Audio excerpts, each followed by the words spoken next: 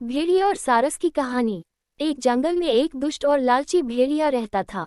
एक दिन उसने एक हिरन का शिकार किया। शिकार के बाद पर वह अपने लालच पर नियंत्रण नहीं रख पाया और जल्दी जल्दी उसे खाने लगा।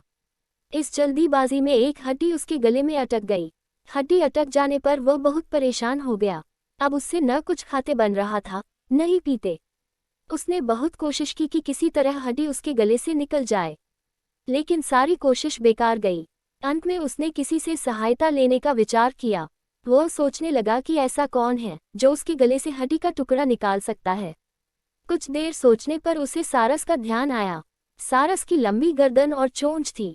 वह उसके मुंह में अपनी चोंच घुसाकर आसानी से हड्डी निकाल सकता था। बिना देर किए भेड़िया सारस के पास पहुंचा और बोला, सारस भाई, मेरे गले में एक हड्डी अटक गई है। क्या तुम अपनी चोंच से वो हड्डी निकाल दोगे? मैं तुम्हारा बहुत एहसानमंद रहूंगा और तुम्हें उचित इनाम भी दूंगा। सारस पहले तो भेड़िए के मुंह में अपनी चोंच डालने से डरा, लेकिन बाद में उसे भेड़िए पर दया आ गया और वह तैयार हो गया। भेड़िए मुंह खोलकर खड़ा हो गया और सारस ने उसमें अपनी चोंच डाल दी, लेकिन उसकी चोंच हड्डी तक नहीं पहुंच पाई। तब उसे अपनी आधी गर्दन भी भेड़िए के मुंह में घुसानी पड़ी। सारस की गर्दन मुंह में जाते ही लालची भेड़िए के मन में लालच जागने लगा। उस सोचने लगा कि यदि मैं इसकी लजीज गर्दन को चबा पाता तो मजा आ जाता, लेकिन उस समय उसे अपने गले में फंसी हड्डी निकलवानी थी, इसलिए वह मन मारकर रह गया।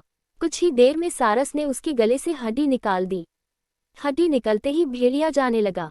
न उसने सारस को धन्यवाद दिया न ही इनाम।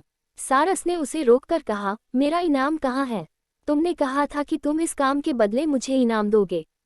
भेड़िया बोला, एक भेड़िए के मुंह में अपनी गर्दन डालकर भी तुम सही सलामत हो, क्या यह तुम्हारा इनाम नहीं है?